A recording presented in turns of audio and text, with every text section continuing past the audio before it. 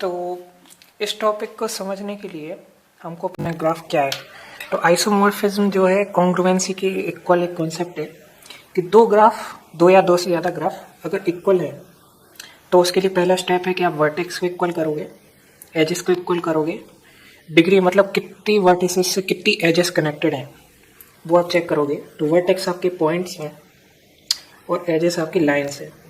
तो एक से लेकर दूसरे पॉइंट के बीच में ये लाइन है, ये आपकी एज है और ये आपकी वर्टेक्स है। ठीक है, तो ये वर्टेक्स आपकी इक्वल होनी चाहिए, एजेस इक्वल होनी चाहिए। डिग्री मतलब जैसे अगर इस पॉइंट को लें ए, इस पॉइंट को लें बी, तो ए की डिग्री है आपकी 1 और बी की है 1, क्योंकि ए से कनेक्टेड एक एज है, बी से कनेक्टेड एक एज है। तो डिग्री सीक्वेंस जो है वो इक्वल होना चाहिए आइसोमॉर्फिज्म के लिए, और मैपिंग इक्वल होनी चाहिए, वर्टेक्स मैपिंग। इसमें फाई है वर्टेक्स जी और एच, तो जी और एच दो ग्राफ है, तो उनका जो वर्टेक्स सेट है वो वी एच से मैप होना चाहिए, कि मतलब सेम अमाउंट ऑफ वर्टेक्स जो आप मैप कर रहे हो इक्विवेलेंस के लिए, वही सेम अमाउंट ऑफ वर्टेक्स दूसरे ग्राफ में होनी चाहिए। तो ये एच सेट है, ये फाई ऑफ यू है, मतलब ये वर्टेक्स सेट है, और phi of V H set of H. ठीक है, तो आइसोमॉर्फिज्म हम जानते हैं, तो अपन काउंट करेंगे number of vertex, number of edge. मान लो अगर 10 से ज़्यादा है, अगर ग्रेटर देन और इक्वल टू 10 से ज़्यादा है, तो फिर अपन काउंट नहीं कर सकते इसको। कंप्यूटर में भी कॉम्प्लेक्सिटी काउंट करोगे आप तो ये बहुत ज़्यादा हैवी होगा। तो इसको रिड्यूस करने के लिए एक और कॉन्सेप्ट है, वो मैं आपको समझाता हूँ कि अगर 10 या 10 से ज़्यादा वर्टेक्स है या 10 से ज़्यादा आपकी एजेस है, तो उनमें किस टाइप का कॉन्सेप्ट एप्लीकेबल होता है। तो उस कॉन्सेप्ट को समझने के लिए ये 3-4 कॉन्सेप्ट्स हैं जो आपको समझने पड़ेंगे। वो है ऑर्बिट्स। तो ऑर्बिट्स क्या होते हैं, ये सेट है, मतलब नॉन रिपीटिंग एलिमेंट्स हैं जो बार बार रिपीट नहीं होते। तो एक सिंगल एलिमेंट है, उसमें एक ग्रुप के पूरे एक्शंस हैं, वो भी हर एक ग्रुप के हर एक जो एक्शंस है, जैसे आपके एसोसिएटिव है, कम्यूटेटिव है, डिस्ट्रीब्यूटिव, इस टाइप की प्रॉपर्टीज रहती है ग्रुप में। तो आप प्लस करोगे, माइनस करोगे, तो वो हर एक एलिमेंट पर जो है इम्पैक्ट करती है, तो ये आपकी ऑर्बिट होती है। तो हर एक ग्रुप जो एक्ट करता है सेट पे, तो ऑर्बिट में हर एक एलिमेंट पे भी वो आपकी इम्पैक्ट करता है ग्रुप के एक्शंस का। तो collection of elements it becomes after group section, मतलब ग्रुप में आपने कोई एक्शन परफॉर्म किया तो हर एक एलिमेंट पे वो एक्शन परफॉर्म होगा, तो ये आपका ऑर्बिट है। ठीक है, तो ग्राफ थ्योरी में सिमेट्रीज क्या होती हैं, सिमेट्रीज ऑफ ग्राफ क्या होती हैं, सिमेट्रीज ऑफ ग्राफ ऑटोमॉर्फिज्म रहती है। ऑटोमॉर्फिज्म मतलब रीअरेंजमेंट, परम्यूटेशन मतलब रीअरेंजमेंट, हर एक एलिमेंट को दूसरी तरीके से आप रीअरेंज करते हो, ये आपकी सिमेट्रीज होती हैं। तो ऑर्बिट ऑफ अ वर्टेक्स क्या होती है, जो आपकी ऑटोमॉर्फिज्म से डिफाइंड है, मतलब रीअरेंजमेंट से डिफाइंड है, वो आपकी ऑर्बिट से डिफाइंड होती है। ठीक है, तो 3 चीज़ आपको समझ में आ गई हैं, 3 चीज़ें। पहली आपकी आइसोमॉर्फिज्म में आप वर्टेक्स को इक्वल करते हो, एजेस को इक्वल करते हो, और डिग्री सीक्वेंस और मैपिंग को इक्वल करते हो। ऑर्बिट में क्या करते हो आप, ऑर्बिट में हर एक जो एलिमेंट पे आपका जो एक्शंस होते हैं वो ग्रुप के एक्शंस पर डिपेंड करते हैं, मतलब ग्रुप में आप कोई एक्शन परफॉर्म करते हो तो हर एक एलिमेंट पे वो ग्रुप के एक्शंस को इम्पैक्ट करते हैं हर एक एलिमेंट्स। ठीक है, और ग्राफ थ्योरी में ऑटोमॉर्फिज्म से आपकी सिमेट्रीज डिफाइंड होती है, और ऑर्बिट जो है आपकी ऑटोमॉर्फिज्म पे डिपेंड होती है। तो ऑटोमॉर्फिज्म आपकी जो है क्लास को, ग्राफ को 2 पार्ट्स में डिवाइड करता है। तो आप जो है ऑटोमॉर्फिज्म और पार्टीशनिंग, ये आपकी ग्राफ कलरिंग प्रॉब्लम में भी यूज होती है, कि आप ग्राफ को जब कलर करते हो 2 या 2 से ज़्यादा कलर्स में, तो उसको डिवीजन जो है कलर्स के बेसिस पे होता है। अगर आप ग्राफ को 2 कलर्स में करते हो तो 2 पार्ट्स में उसकी vertices equal number of edges के फॉर्म पे बाइपार्टाइट होती हैं। तो एक और नया कॉन्सेप्ट है ये बाउंडेड वैलेंस। तो हर एक जो वर्टेक्स की डिग्री है वो जो है एक फिक्स्ड कांस्टेंट नंबर से ग्रेटर नहीं होती है, मतलब एक फिक्स्ड कांस्टेंट नंबर है वो आपकी डिग्री पे डिपेंड होती है। और वैलेंस और डिग्री दोनों इक्वल कॉन्सेप्ट है। तो डिग्री आपकी कोई वर्टेक्स से कितनी नंबर ऑफ एजेस कनेक्टेड है वो आपकी डिग्री है, और वैलेंस क्या है, वही नंबर ऑफ एजेस जो आपकी कोई वर्टेक्स से कनेक्टेड है, तो ये आपकी वैलेंस है।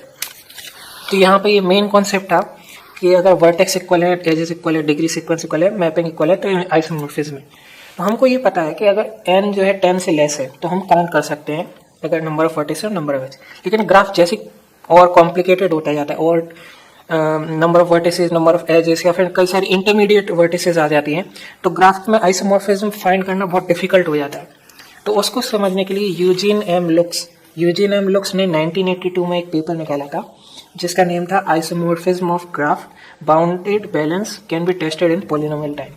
तो बाउंडेड बैलेंस हमने देखा है क्या है, बाउंडेड बैलेंस वो है जिसकी एक फिक्स्ड कांस्टेंट पे एक डिग्री है, वो आपकी बाउंडेड बैलेंस है। तो हमको पता है कि बाउंडेड बैलेंस क्या है, मतलब एक फिक्स्ड आपका कांस्टेंट है c, इसके अराउंड या फिर इसके आसपास आपकी डिग्री रहती है और उनको पॉलिनोमियल टाइम में आप कंप्यूट कर सकते हो। मतलब ये फीजिबल प्रॉब्लम है। अगर आप कंप्यूटर से भी कई सारे वर्टिसेस की डिग्री कैलकुलेट करोगे तो उनको ग्रुप थ्योरी के थ्रू आप फाइंड करोगे उनका आइसोमॉर्फिज्म, तो बहुत सिंपल पड़ेगा। तो एक ग्रुप थ्योरी एक मैथड है, इसमें आपकी एसोसिएटिव या फिर कम्यूटेटिव इस टाइप की प्रॉपर्टीज लागू होते हैं, ठीक है।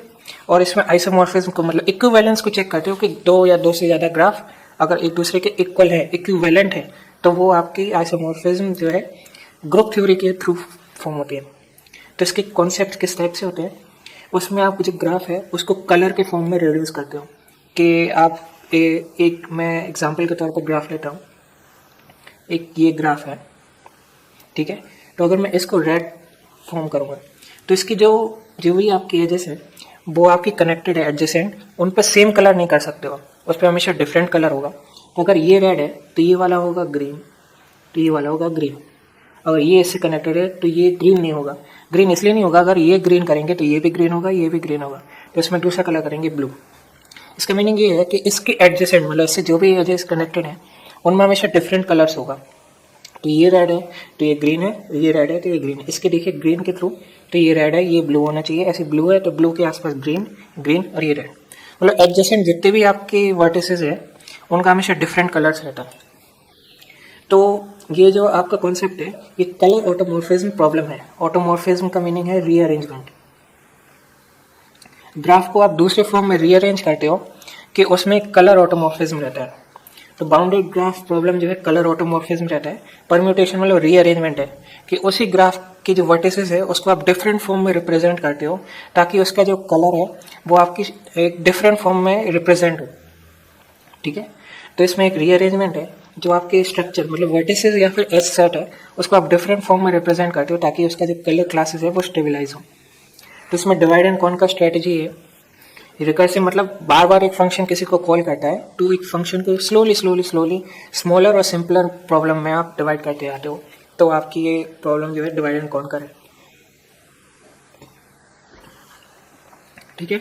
तो इसमें एक आप परम्यूटेशन लेते हो, रीअरेंजमेंट लेते हो ग्रुप का जिसमें वर्टेक्स सेट है, उस ऑर्बिट्स को आप ब्लॉक्स में डिवाइड करते हो।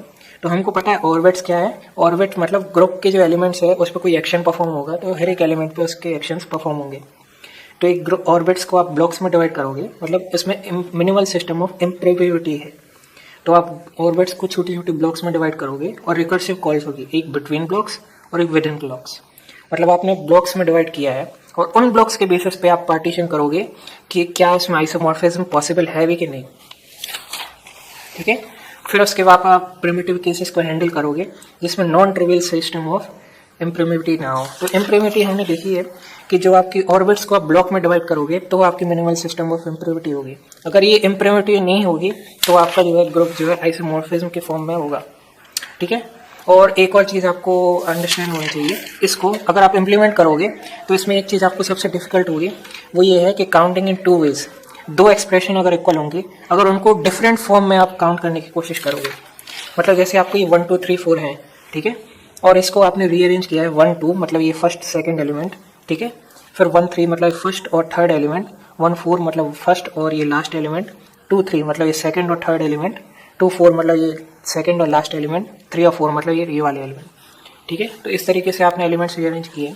तो ये 1 2 है तो इसको आप किस तरीके से करोगे, 2 1 से भी कर सकते हो, इसको ऐसे कर सकते हो, 3 1 को आप ऐसा उल्टा करके भी लिख सकते हो 3 1 से, 4 1 को आप यहाँ उल्टा करके लिख सकते हो। तो इसी मतलब रीअरेंजमेंट रहता है, इसी वर्टेक्स सेट को आप रीअरेंज करके लिखते हो ताकि उसका जो आइसोमॉर्फिज्म है वो आपके ग्रुप के फॉर्म में रिप्रेजेंट हो। और ग्रुप के फॉर्म में रिप्रेजेंट होगा तो आप उसको ब्लॉक्स के फॉर्म में डिवाइड करते आओगे। अगर उसको आप ब्लॉक्स के फॉर्म में करते आओगे फिर आप बिटवीन और विद इन ब्लॉक्स में आप डिवाइड करोगे, ठीक है। That's it.